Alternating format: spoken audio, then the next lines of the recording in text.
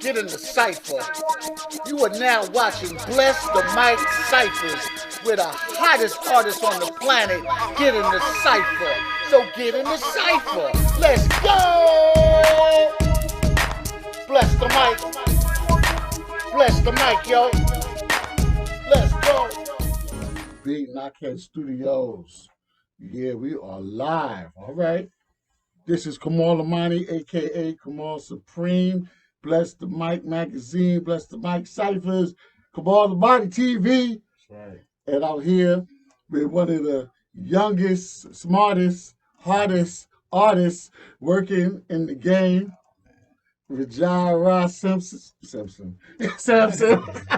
Sorry about that, brother. And I always, so everybody mess my name up. It's all good. And I always say Sampson in my head, but I always got that duality going. Yeah, I know. It's like a war. It's all good. It's all good. But they know him as Ra, and Ra is in the building. And for those that need to know the hype, he's in love with hip hop. He did some work for T.I. He did some work for 2 Chainz. He's not an engineer for who? Juelz Santana? Yeah. Juelz Santana. So I'd like to know about that. Like, they come up with some new stuff. That's crazy, And then he got a lot more that I don't even know about. So I'm going to let him tell you all about that. But we want to get into it about the music game because it keeps changing so fast. A lot of people got a lot of questions, a lot of confusion. Mm-hmm. So we want to get into that. He's just the man for the job. So what's up, my brother? What's up, man? What's up? Come on, man. My brother. Thank you for man. having me, man. You're welcome, man. It's my pleasure. So, first of all, we want to get to some of the accomplishments out the way. Like, who have you been working with in the game, man? I work with a lot of artists in the game. I work with 2 Chainz, like you said before. 2 Chainz went platinum on his Pretty Girls Like Trap Music album. Did Love and Hip Hop couple of episodes on there. Worked with Sugar Hill Gang and their family, first family of hip hop when they had it on Bravo. Right. With Leah Robinson, I worked with her as well on her albums. Juelz Santana right now. I don't work with almost everybody in the industry that you really can think of. I done like either engineered it or either been around and produced or something, had some kind of involvement in a record with them. So. Okay, that's what's up. Now you made me respectfully digress when you said Leah Robinson. Oh yeah. Yeah, that's my sister. Man. That's yeah. My sis, man. So what is she doing right now? Leah is definitely working on a project right now. She's also a engineer as well. I taught her how to engineer, so she's engineering a bunch of people now as well as engineering herself in her own project. So I'm very proud of her and what she's doing, and she's doing definitely her own thing. You know what I'm saying? So, I don't think I ever saw a female engineer. And the way she engineers is efficient, and she knows exactly what she's doing. And she's a great engineer. So shout out to Leah. Yes. You know what I'm saying? Yeah. Keep doing your thing. That's what's up, man. Sure. It's good to hear that. She's beautiful too, man. So absolutely. She's doing a solo thing, right? Yeah. She's working on this. Will be her, I believe, second or third project she'll be dropping. Yeah. So she's working. She got a lot of great music on the way. Yeah, because she got the look, she got the talent, she got the personality. When I saw her on Bravo, I was like, okay, Leland, y'all getting ready to do this. Absolutely. Yeah. Shout out to Leland. Shout out to Sugar Hill. Word. Like there's good and bad that people say, but the good is here to stay. You know what I'm saying? I mean, it's good and bad in all industries, man. In any industry that you deal with, it's miscommunication sometimes can get in the way of that too. So, it's music business, so it is what it is. Right. So, like miscommunication, like I guess that's why people need contracts. But even with contracts, things could go wrong. Absolutely. Right. But like, what advice do you have with young people coming up, especially like when they want to sign their management and things like that? The advice that was told to me was, if you're looking for a manager, then that means you're not working hard enough. Right. Exactly. Because if you was working hard enough and you was doing things that you need to do and things was picking up for you, you'll have a host of managers wanting to manage you. That's a good point of view. You know what I'm saying? Right. And you got to think anytime you bring in any more other individuals in it, they have to get a piece of what you got going on. Mm-hmm. So if you're bringing the manager in and they got to get 10 to 15% of your income, you got to know, you know what I'm saying? You have to have some income coming in. Exactly. You know what I'm saying? Before you Exactly. even do all of that. So, I would say first and foremost is, and don't get me wrong, ain't Mm-hmm. nothing wrong with having management and people that's been by your side Right. from the beginning. That's different than you looking for management and trying to find somebody that can break you and do things for you that maybe you should be doing for yourself first. Mm-hmm. And then once you have that kind of fan base and things rolling, then other people come along and help guide and push, do what Right. they need to do. But the first thing you should definitely do is just work on yourself and work on your own catalog and try to build uh, a somewhat of a character or somewhat of a brand for yourself, or Mm-hmm. even a manager or anybody will want to invest Mm-hmm. in, because nobody's not going to manage nothing. That's right. So it's Exactly. like you got to have something going on, Exactly. and you know what I mean, and then you'll have a lot of people, probably at your door. You know, that's what I tell people. I be like, yo, if your phone ain't ringing, then why do you need a manager? You know, there's nothing Hmm. to manage. That's a You fact. know, but I think people kind of lazy or kind of expect a savior to come. Hmm. You know. Absolutely. The people think that somebody can get you, and granted, there are people that Hmm. have, different opportunities and doors, but even still, when you get to that door, it has to be about you, and you have to show up, Hmm. even when you get put in that situation is from those individuals. So I would say the best thing that you should do is work on your own craft, your own situations, and build yourself up so that way when you do have a team, everything makes sense. Right. And what's the importance of pre-production before they come to you in Knockhead Studios or wherever you are? What's the importance of having it kind of together? Well, it would be in the best interest of the artist, being that you pay for your studio time. It's not like studio time is free, and I try to encourage all the artists that I work with to utilize the time that we do. Being that I'm a fast engineer, we can get through as many songs as you possibly can write and really record. So you know what I'm saying. You got to think, if you do a 2 to 4 hour block, you should be able to get a song an hour, a song Mm, each hour. mm, So you do 4 hours, you have four songs. mm. Some people come in the studio and use their whole 2 to 4 hours writing the whole song. Oh, That's no. unprepared, and now you're wasting money. And then by the time you get to the last half an hour, you're trying to record it and you're rushing it, and it's not the same finished product. Right, right. So it's better that you just be at home, pen out everything, know it by heart, so that way when you get here in the studio, and a lot of times people get afraid of the mic. You Mm-hmm. get behind the microphone and it's not the same as what you had in your mind. Amen. So you memorizing it and you just get scared. It's like when it's on Right, record, it's like, oh, you know what I mean? So sometimes you got to work on that. And that's just repetition, right. saying it to yourself, knowing, be having confidence in what you actually is making. And like in acting, they say don't look at the camera. So like Absolutely. and ignore the mic. Just because I've seen people spitting fire Hmm. and then time to record. And now they're doing 8 takes. Exactly. You know. Exactly. Exactly. And no, don't get me wrong. Ain't nothing wrong with 8 takes. This is the place where you supposed to do those takes, but it's better that you're doing 8 takes of correcting something as opposed to trying to Right, put get it. something together. Yeah, yeah, Like, the first time. right. That's a little bit different, So Hmm. that's why. And what about R&B artists? They a good R&B artist could do a song in 1 hour. A good R&B artist. Well, I'll be honest with you. Today, music and the way how music is today is totally different than how it was Mm, back in the day. right. Back in the day was a whole nother setup. Yeah. So it took even time for you to even set the session up. Right. So you can't even, you know what I'm saying? Like Right. Right. it That's wouldn't even. true. Now everything Hmm. is already set up so that way you can just go right into it. And if you already did the Right. pre-production and you Right. come in, songwriter, singer, don't even matter. Hmm. If you got it down, come down and you got it down. Obviously, singers take a little bit more because tempo wise, it's more harmonies, it's more Hmm. things, more aspect into an R&B song than it is than Rap. a hip Yeah. hop song. Yeah. But I always tell artists, hit R&B artists, is that the first you should you should have 4 days of recording a song as Okay. opposed to four Wow. hours. Okay. You have your leads, your Hmm. chorus, your backgrounds, and then whatever else extra.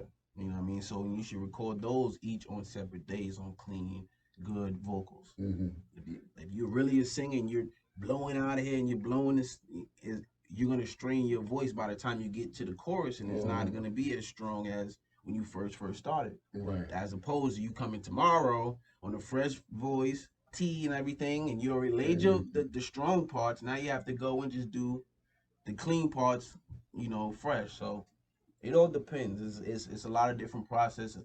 Many different engineers have their own different way of recording and process in their process, but I find that a little more effective for me. Mm-hmm. And how can people get in touch with you? You can normally get in contact with me on any of the social platforms. We have Instagram. My Instagram is at Mr. Sampson, MrSampson. My email is PROD BYRE. So it's produced by RE at gmail.com. And then we'll definitely, reach back and try to get it going for you guys. And this brother is tight, man. Like serious, like. Oh, man. And I heard about him before I met him, and I like stuff like that. You know what I mean? And I'm just saying he wasn't even really trying to promote. I'm saying that was word of mouth. And Cat was like, "Yo, you got to meet this brother." And then one thing led to another, and we met, man. And also, what I like is the intergenerational thing. You know what I'm saying? And like, because I can learn from you, you can learn from me. Mm-hmm. And also, I want to know, like, how long have you been doing this? Because when you talked about how quick the studio was, like, do you go back to the reels, or do you go back to the DAT tapes when you was little?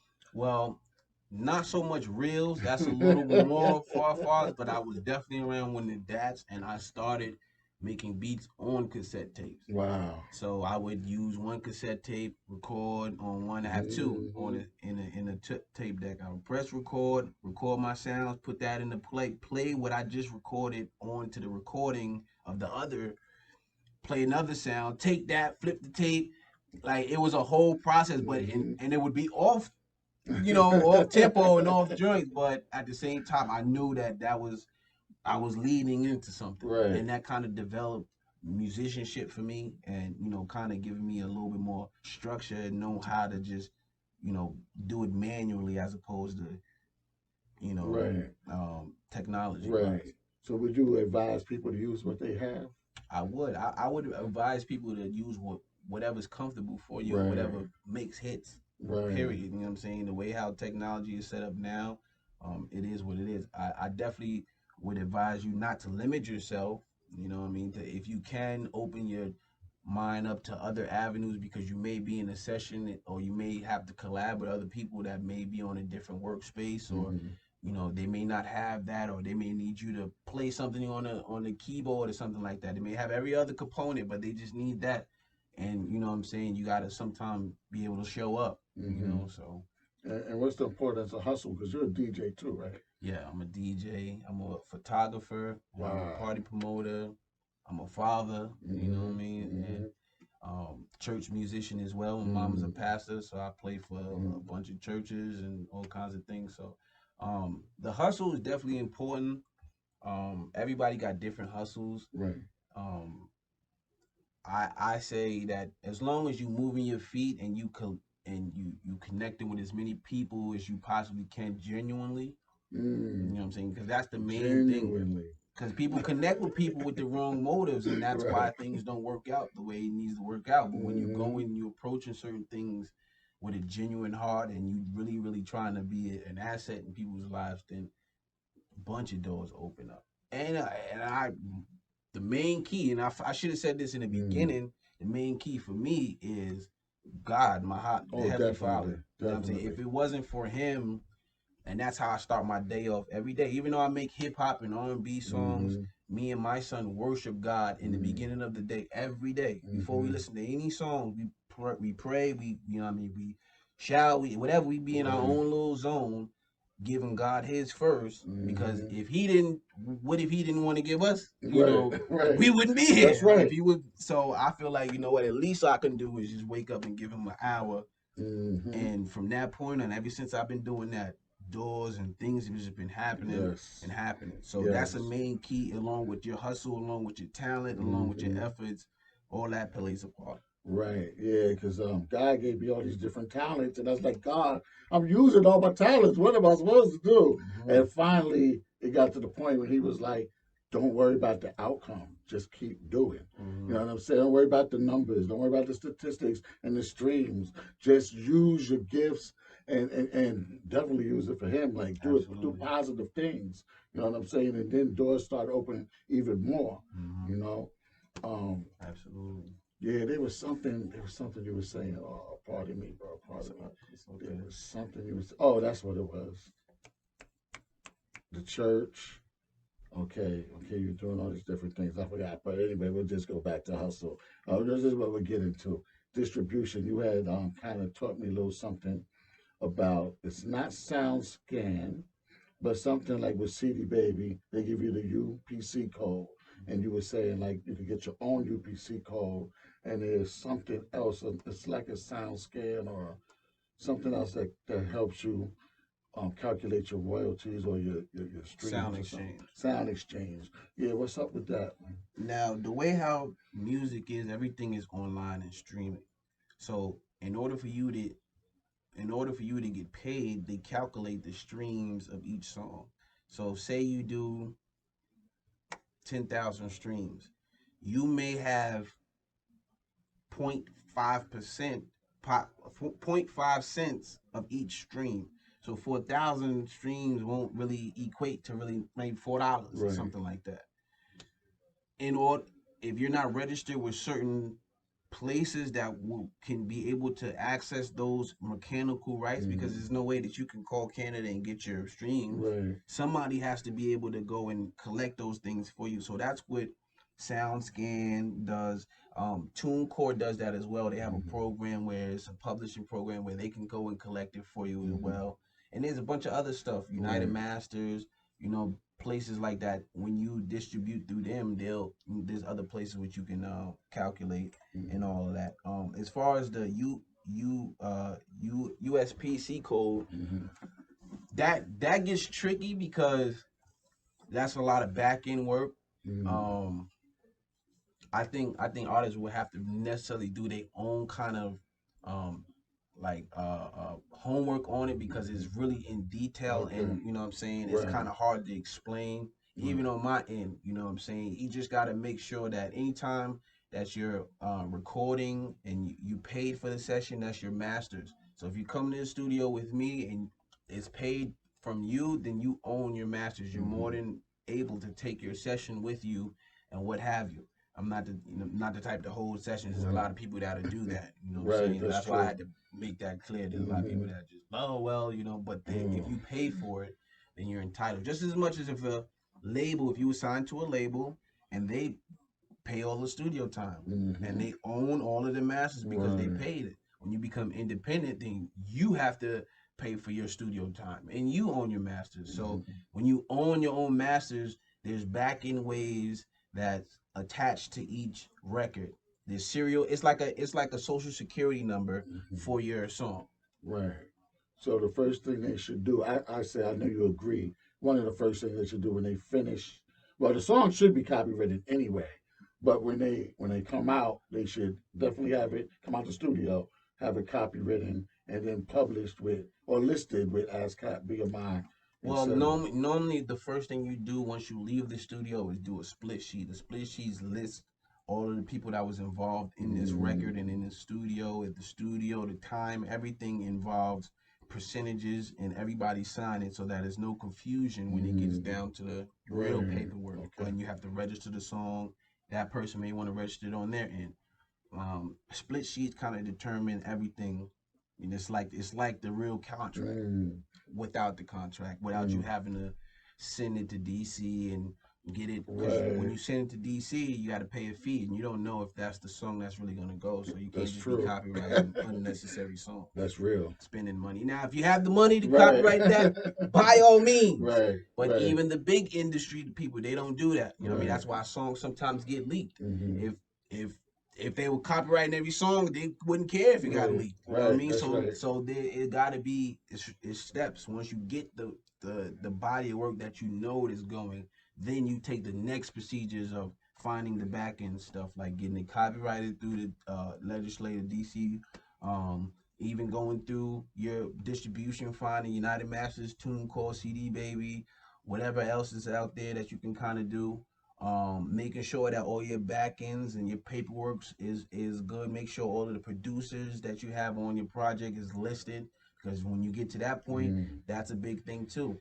Because you get there and you didn't list your producer, or the producer feels like you're making money, then they can cease and mm, desist that song, and then that mm. song can be the most streaming song on Right, your project, right. and now your project is misman is you know what I mean, it's kind of Mm-hmm. corrupted once you take it off. So having all of the back end stuff is important.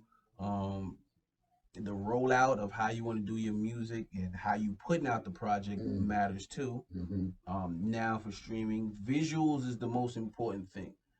Having a video for every one of your songs should be the goal, just as much as just recording your songs. Right. Nowadays, especially. Straight up, because they have the way how YouTube is calculating streams, it Mm-hmm. goes towards your sales. Mm-hmm. So if you do a billion streams on Mm, YouTube, mm.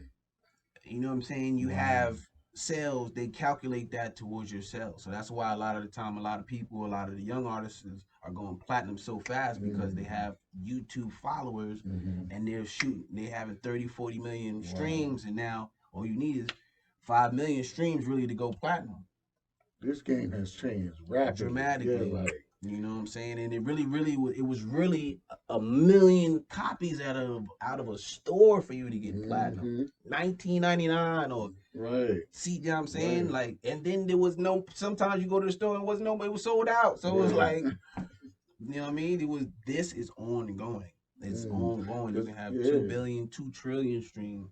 because I'm wondering what comes next. Like, I, What, uh, what's coming next, I believe, is full independency from all artists. mm, You know what I'm saying? Like, obviously, you're gonna need certain labels because they are connected with certain corporations that right. independent is really not. So they can put your song in your project in places sometimes that you can't, will makes your fan base grow. Mm-hmm. But if you're doing it on your own and you really don't need a label. You know what I'm Mm-hmm. saying? You can be, it's gonna be a lot more millionaires involved. You know what I'm saying? Once we Mm, figure out specifically all the back ends of streaming right. and how to collect and how to the proper Mm-hmm. way, because it's still fairly new. Right. So, so So, what do you say to that kid that's like, yo, F that, they what we're talking about? You know what I'm saying? All of that, yo, my man, all he did was go to the studio, throw that shit on Spotify, yo, he got paid. Like, I don't got to listen to all that, blah, blah, blah, blah. what would I say about that?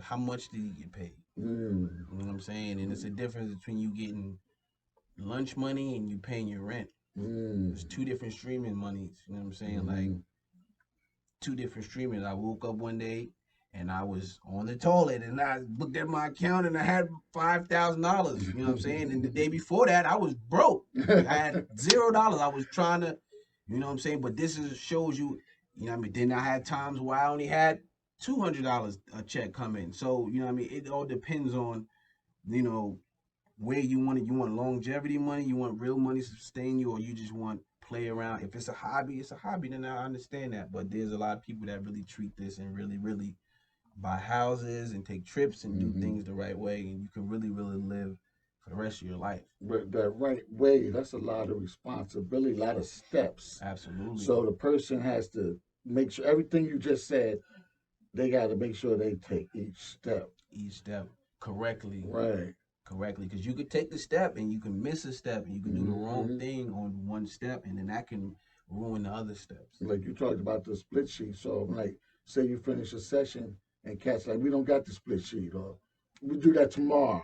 Nah, but see, there's places online. You go splitsheet.com.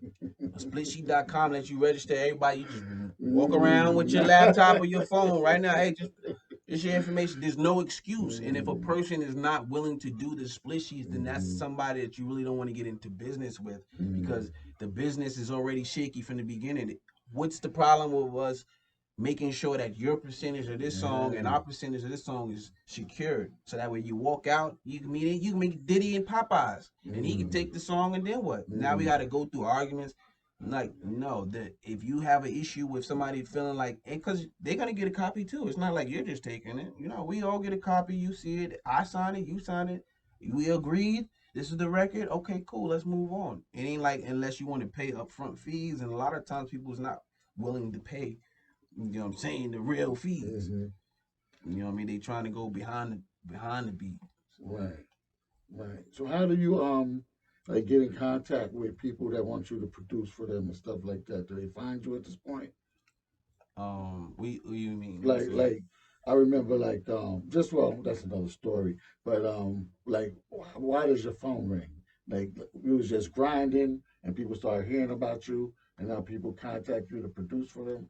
Well, I do a lot of different things, and I do a lot of marketing strategies, and I connect myself, and I network a lot, and I brand myself so that I am in demand. Okay. You know what I'm saying? Right. And sometimes you have to create demand, so that way, you know, so you can know your value, so to speak. Um, if you're always just doing stuff all the time, just whatever for the dollar, whatever, sometimes it's gonna be watered down. It's like we don't we don't value water as much as we pay for champagne. And we need water more than we need champagne, but we'll pay $100 for champagne. We're not paying $100 for a bottle of water, but we need water every day. Right, right. So you know what I mean. So that's why I look at things like that. It's like, okay, you know what I'm saying. Are you a water or are you champagne? Right. And I try to create myself to be champagne water. Okay. Okay. We need me every day, but Right. you know, I have the taste and the quality of a champagne. Right. You know what I mean? Sometimes you gotta, build yourself like that. Right. So, and I tell people like this, everybody knows this. What they say is everybody don't understand this. It's the music business. absolutely. It's the music. That's the biggest thing you gotta make sure when you come into this game is having a third, fourth, and fifth skin, because it's the music. You can be the greatest artist. You can sing. You can do all of that. But when you get down to the paperwork aspects and things don't go your way, and people try to do this, that, and the third, because in every contract you're giving up something. Right. Unless you're Nicki Minaj or Drake and you're walking in there and saying what contract you want. But most of the time, none of us is Nicki Minaj or Drake. So we have to just take what was being given to us. Obviously, we take it to the lawyer and then they do. But for the most part, you're giving something in a contract. You're giving rights, you're giving up something, you're giving up an album, you're giving up something. It's not a contract that's just for free that's gonna give you money. Like you have to give something. So you just gotta know what you're doing. You gotta be in detail. You gotta be specific in your prayers, because if you ask God that you want to, oh, I want to be a singer, and then He gives you and makes you a singer, and then that lifestyle as a singer you can't handle, and sometimes people kill themselves because it's a lot of pressure and it's a lot of things to uphold. Even just being a regular human being, sometimes we all go through stuff. It doesn't matter how much money or who you be around. We all sometimes need help. Right. And when you feel like you're just this big superstar, everybody feel like you have money and you're involved, it's kind of hard to go to help. Ask somebody for help because they always expecting you to have it. Why you don't have no money? Don't you work with Juelz Santana? Like what? I'm actually like, you know what I'm saying? But there be times like, yes, we have money, but then I have bills too. Sometimes it get rough. We all have that. So you got to find the balance of that and know, all right, are we doing it as a hobby? Because that's when the $40 streams come in. Or are you doing this to really pay and sustain yourself so that way you can, you know what I mean, have a longevity career. Right. I was just speaking to Mark Curry, ex-bad boy Mark Curry. He said the same exact thing. People expecting him to have money and all of that. It's like, man, I gotta go get this sandwich, man. Yeah, man. I mean, like, granted, sometimes we do, but at the same time, you know what I'm saying? Like, it's always good to have somebody that you can, lean to, or just even have the ear and act like, you know what I'm saying? They would really want to do it. Sometimes you don't even need people to do it, but just to be like, if you need something, I got you, as opposed to somebody always asking you for something. It's totally different. You know what I mean? And then that can affect your music too, because you go into it just with a good heart and you're thinking like, oh, I just love music. I'm just doing it for the love. And then when people asking you all the time, it's not for the love no more. It's to help people out. You know what I'm saying, all the time. So you gotta know. You know? Right. And what about people's reputations, like artists? Because I know some artists. Everybody knows them. They crazy. They act crazy anyway. Like, and when I say crazy, I mean desperate, right? And they want something to happen overnight. So, like, what kind of plan should they have? What's the importance of them having a plan, and the importance of them holding their head and realizing, like, I'm an artist, but I do have to, like they said, James Brown said, I believe, put 90% business in and realize it's 10% show, and not just run out there and just act like emotional. Because I remember always in the business they said the executives don't want to see the artists because the artists act crazy. I agree. I agree. There's some artists that's a little bit more ego and headstrong. Um, there's other artists that is more down to earth and chill. Especially when you get around them and you just be you. That's the best thing you can do about around artists. Be you and be honest. Because a lot of times the people that's around them is somebody else. When they get around them and then they're not honest. They tell them everything that they want to hear. You know what I'm saying? So when you be you and you be honest respectively though. Right. Because then certain things you just don't, you stay in your place. You know what I'm saying? There's just certain boundaries you just don't go. But you can still be honest and tell people when things don't sound right, or if they ask you, like, how you feel about a situation, you're more than welcome to gesture in. But definitely the music business is an aspect that you just have to take heed to.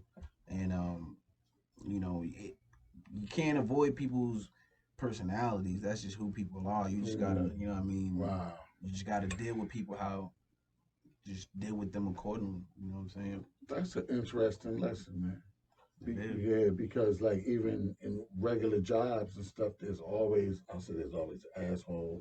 You know what I'm saying? Always. There's always a ego person. There's somebody, you're like, I'm smarter than you, but you're my boss and you acting crazy, and then there's always the snitch, and there's always the nosy person. There's always a person that wants your job, and you have to be able to navigate, keep your composure, and keep your focus. Absolutely. So in the music business, that has to like amplify Times two. because you want it even more, and this is your love, and somebody's ready to just do something intentionally or unintentionally that's gonna knock you off your path. Exactly, and Wow. you can never know because you could be thinking that it's good. At least you know your coworker. Right. At least we walk in the building. I know you're sitting in the cubicle.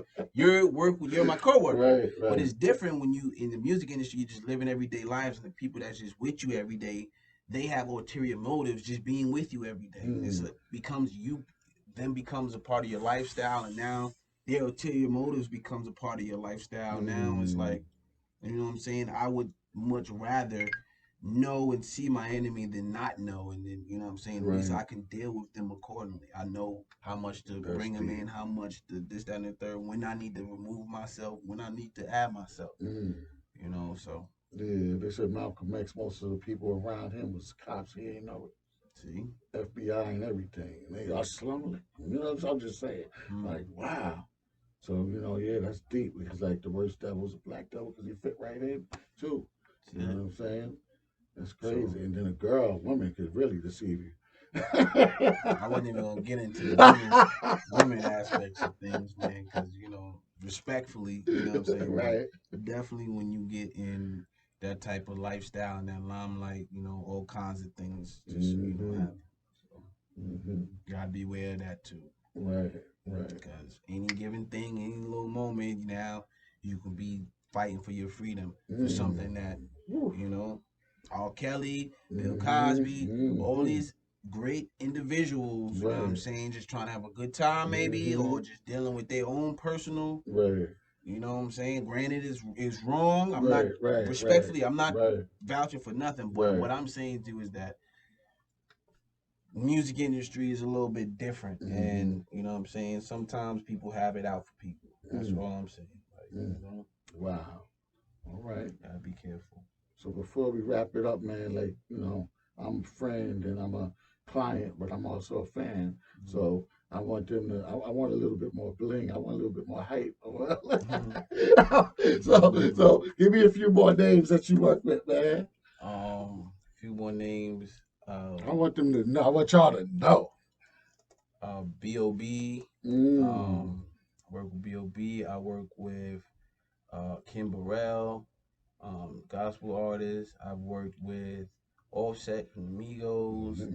I work with Tyga. Okay. I work with Chris Brown right now. I asked. You said a lot. I got to digest that. Dipset, Juelz, Jim Jones, Cameron. Piece of Dipset. I'm working with this new guy. His name is Hassan. Oh, wow. I think I heard of him. Woo! He coming, y'all. He coming. I'm trying to tell y'all. He the future. You know what I'm saying? AKA Sani. I think I heard of that young man. Right. You know what I'm saying? He's doing his thing. So he's coming up. So that's my thing. It ain't really too much about the big names for me, which I take pride in seeing people like Akbar V and Jack Harlow, you know, people, you know, get to a point that when we started from ground zero and now you get a deal or what have you, and you know, it's just a pleasure seeing that. So right, and I appreciate you, man. You know, you're accessible, man, and it's like you know a lot of people around. They went up. Hey, what's up, brother? Arrow's in the house. We're gonna wrap it up soon. They went up and they didn't bring nobody with them. They even talk to nobody. yeah, You know what I'm saying? So you know, I appreciate you for sharing wisdom, being accessible, working with a brother, working with a sister. You know what I'm saying? No doubt, man. I appreciate you too. Because thank you, because the community needs that, man. Definitely, man. So, definitely. anything else you want to say? Nah, Shout man. outs. Shout out to everybody that's doing it, all the go-getters, all the survivors.